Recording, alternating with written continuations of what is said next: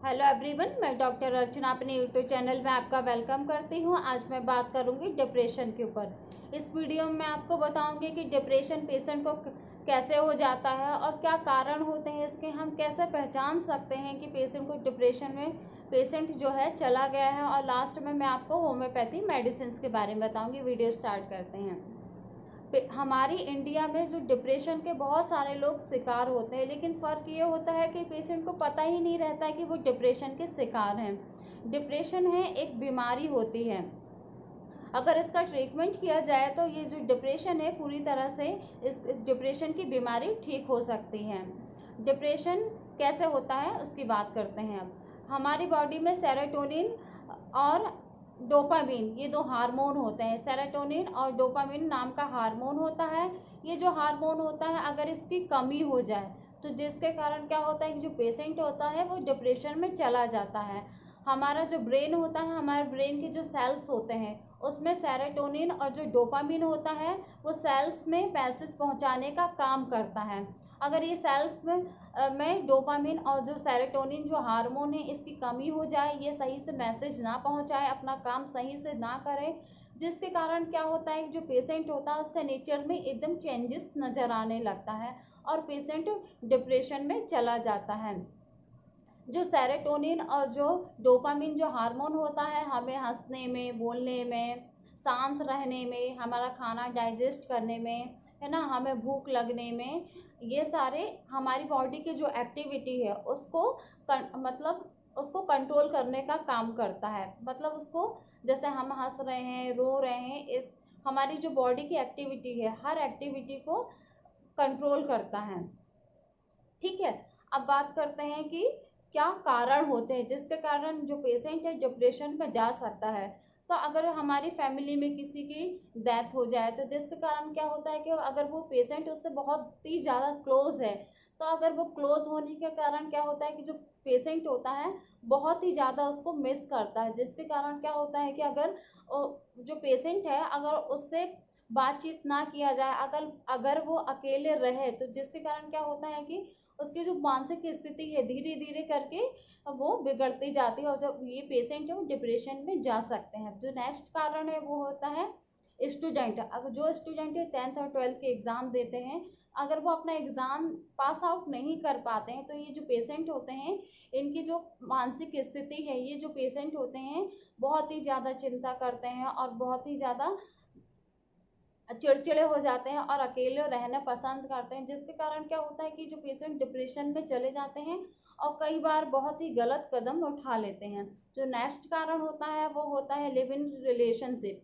ये जो होता है इसमें अगर व्यक्ति का ब्रेकअप हो जाए तो इसके कारण भी जो पेशेंट हैं वो डिप्रेशन में जा सकते हैं। जो नेक्स्ट होता है वो होता है अगर कोई व्यक्ति जॉब कर रहा है तो जॉब में जो प्रेशर रहता है जॉब का बहुत ही ज़्यादा रहता है कि हमें जो वर्क कर रहे हैं हम वो उस टाइम में करके देना है।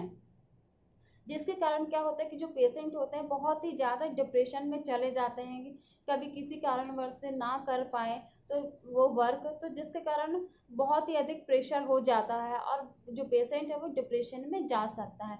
जो नेक्स्ट कारण होता है वो होता है हस्बैंड वाइफ का झगड़ा। तो जिसके कारण ये जो झगड़ा अगर अधिक मात्रा में बढ़ जाए तो हस्बैंड या वाइफ दोनों में से कोई भी डिप्रेशन में जा सकता है, क्योंकि जब ये झगड़ा होता है जो फैमिली का जो बैकग्राउंड है एकदम चेंज हो जाता है, जिसके कारण जो मेंटल स्थिति है जो पेशेंट की तो एकदम चेंज होने लगती है, तो पेशेंट डिप्रेशन में जा सकते हैं। ये कुछ कारण हो गए।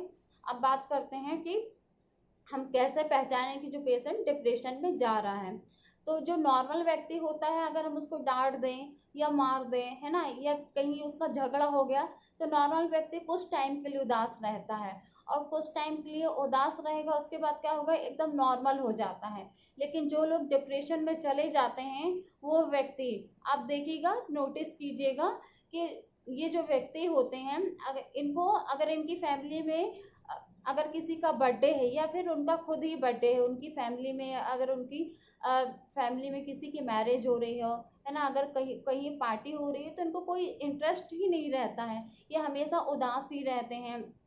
मतलब इनको कोई खुशी नहीं रहती है। अगर कोई फेस्टिवल आ जाए तो भी इनको कोई खुशी नहीं रहती, मतलब ये हमेशा उदास ही रहते हैं। तो अगर ऐसी स्थिति होती है तो आप उसको, जो व्यक्ति है उसको नोटिस कीजिए और उससे पूछिए, उससे बात करिए कि उसको क्या प्रॉब्लम है। ये जो पेशेंट होता है एकदम चिड़चिड़ाने लगता है, उसका जो नेचर होता है एकदम चेंज होने लगता है।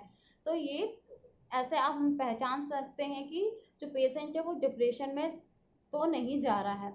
अब बात करते हैं सिम्टम्स के ऊपर। तो सिम्टम्स भी, जो पेशेंट होता है एकदम चेंज हो जाता है। जो पेशेंट होता है एकदम अकेला रहना पसंद करता है, किसी से बात करना नहीं पसंद करता, अपनी बातें किसी से शेयर नहीं करता है, अपने फ्रेंडों से नहीं मिलता है, अकेले एक रूम में ही रहना पसंद करता है। अगर किसी से मिल भी रहा है तो अपनी बातें शेयर नहीं करता है, और जो गुस्सा है अपने मन में ही दबाता जाता है, जो बातें हैं वो अपने मन में ही दबाता जाता है। और वो अकेले ही अकेले बिल्कुल एकदम कहना चाहिए सहमा सा रहता है, एकदम घबराया सा रहता है। और अकेले में बहुत ही ज़्यादा रोता है, बहुत ही चिल्ला के रोता है, या फिर बहुत ही बेचैन रहता है। जो और जिसके कारण क्या होता है कि जो पेशेंट होता है अपनी जो नींद है वो पूरी तरह से नहीं ले पाता है। अगर उसका जो टाइमिंग है, जिस टाइमिंग में सोता है, तो उससे वो लेट सोता है और बहुत जल्दी उठ जाता है। जिसके कारण क्या होता है कि जो पेशेंट है वो, उसकी नींद पूरी नहीं हो पाती है, उसको बिल्कुल भूख नहीं लगती है, और चिड़चिड़ा हो जाता है, बहुत चिंता रहती है, बहुत बेचैनी रहती है, और कब्ज बनने लगता है। और पेशेंट बिल्कुल, जो पेशेंट की स्थिति है एकदम चेंज हो जाती है। अगर आप ये पेशेंट देखेंगे तो आप उसका फेस देख के समझ जाएंगे कि हाँ, ये जो व्यक्ति है इसको कुछ ना कुछ प्रॉब्लम है, जिसके कारण ये पेशेंट का जो फेस है एकदम चेंज नज़र आ रहा है। जो डिप्रेशन की जो स्थिति होती है, पेशेंट एकदम ऐसा दिखाई देता है।